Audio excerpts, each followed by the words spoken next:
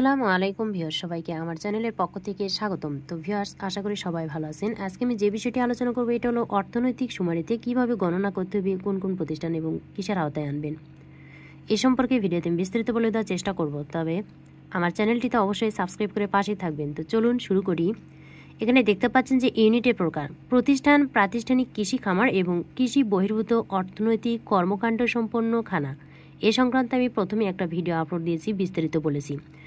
তো ভিউয়ার্স, আমি হয়তো বা একটা শিল্পর ক্ষেত্রে করব, তাহলে কৃষি বহির্ভূত অর্থনৈতিক কর্মকাণ্ড সম্পন্ন খানা এখানে সিলেক্ট করলাম। ইউনিটটি অন্যান্য খানা কিনা? না, ইউনিটের অর্থনৈতিক কর্মকাণ্ডটি কোথায় হয়?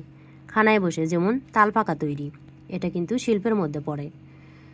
এরপর ইউনিটের মালিকানা, ব্যক্তিগত, প্রাইভেট, এখান থেকে আপনারা সিলেক্ট করবেন, যেহেতু ওনারা বাসায় বসে করে ব্যক্তিগত।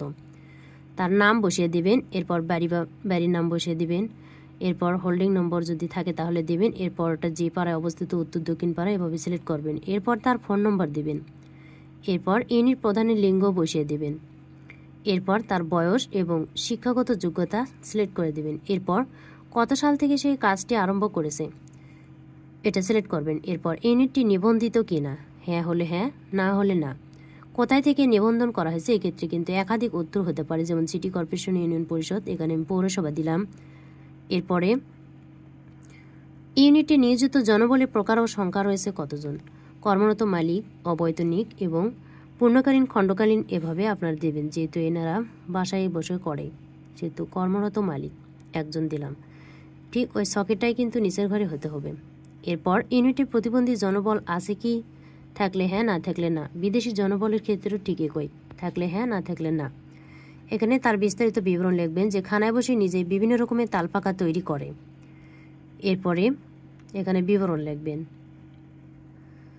তো ভিউয়ার্স, বিবরণের ক্ষেত্রে একটা লিখলেও কিন্তু সেটা ধরে নেবে। এরপর শিল্পের ক্ষেত্রে প্রযোজ্য স্থায়ী সম্পদের মূল্য, জমি এবং কারখানা ভবন ব্যতীত, আমি প্রথমটা সিলেক্ট করে দিলাম। এরপর মূলধনের প্রধান উৎস কোথায় থেকে, নিজস্ব তহবিল। ইউনিটে বর্তমান মূলধনের পরিমাণ, ধরুন 60,000 টাকা দিয়ে উনি ওই ব্যবসাটা শুরু করেছে, তার ঋণের পরিমাণ যদি থাকে দিবেন, না থাকলে 0। প্রবাসী বাংলাদেশিদের বিনিয়োগ আছে কিনা, এরপরে সেখানে বিদ্যুতের সুবিধা আছে কিনা, যেমন সৌরবিদ্যুৎ, জাতীয় গ্রিড, যার যেটা সেটাই সিলেক্ট করবেন।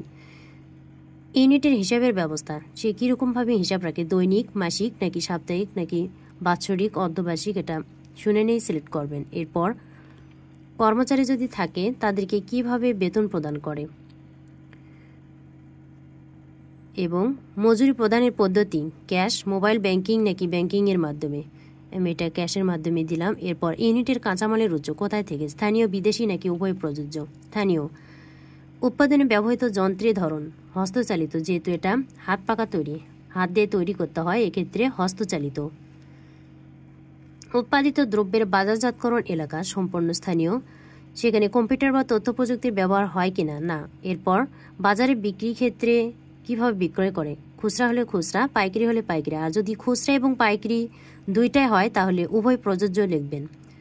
এরপর ই কমার্স বা অনলাইন ব্যবসায় সম্পৃক্ত কিনা, থাকলে হ্যাঁ, না থাকলে না। ইন্স্যুরেন্স থাকলে হ্যাঁ, না থাকলে না। এরপর গবেষণা উন্নয়নের ব্যবস্থাপনা আছে কিনা, না। এরপর অগ্নি নির্বাপন ব্যবস্থাপনা থাকলে দেবেন, না থাকলে না। এরপর ইউনিটে বর্জ্য ব্যবস্থাপনা সম্পর্কিত কোনো কার্যক্রম আছে কিনা। তো ভিউয়ার্স, এগুলো কিন্তু বড় বড় শিল্প কারখানার ক্ষেত্রে কিন্তু অবশ্যই অগ্নি নির্বাপন ব্যবস্থা থাকবে এবং বর্জ্য ব্যবস্থাপনার কিন্তু কার্যক্রম অবশ্যই হ্যাঁ দেবেন। এছাড়াও পরিবেশগত ছাড়পত্র, এগুলো কিন্তু থাকবে। ফায়ার সার্ভিসের ব্যবস্থা, এগুলো কিন্তু বড় বড় শিল্প কারখানার ক্ষেত্রে অবশ্যই থাকবে। এরপর TIN আছে কিনা, এরপর ইউনিটটি ভ্যাট দেয় কিনা, নিবন্ধিত কিনা, BIN আছে কিনা। এরপরে তার মোট আয় এবং ব্যয় কত টাকা সেটা কিন্তু উল্লেখ করতে হবে। এরপরে কিন্তু মুনাফার হার পার্সেন্টটা ওখানে দিয়ে দিবেন। এরপরে এখানে কি কি সমস্যা রয়েছে, যেমন মূলধনের অভাব, সহজলভ্য ঋণের অভাব, এখান থেকে যেটা সমস্যা সেটা সিলেক্ট করবেন। করার পরে এগিয়ে যান, এই বাটনে ক্লিক করবেন। করার পরে ভিউয়ার্স, এখানে দেখতে পাচ্ছেন যে সকল তথ্যই কিন্তু পূরণ হয়েছে। আর যদি কোনো তথ্য ভুল হয়ে থাকে তাহলে বাটনে ক্লিক করে কিন্তু আপনারা দেখতে পারবেন যে আবার কোনো কিছু ভুল হয়েছে কিনা। তারপরে আবার এগিয়ে যান বাটনে ক্লিক করলে বিস্তারিত দেখতে পারবেন। তো ভিউয়ার্স, আরও নতুন নতুন ভিডিও পেতে চ্যানেলটিতে অবশ্যই সাবস্ক্রাইব করে পাশেই থাকবেন। আজকের মতো এ পর্যন্তই। আসসালামু আলাইকুম।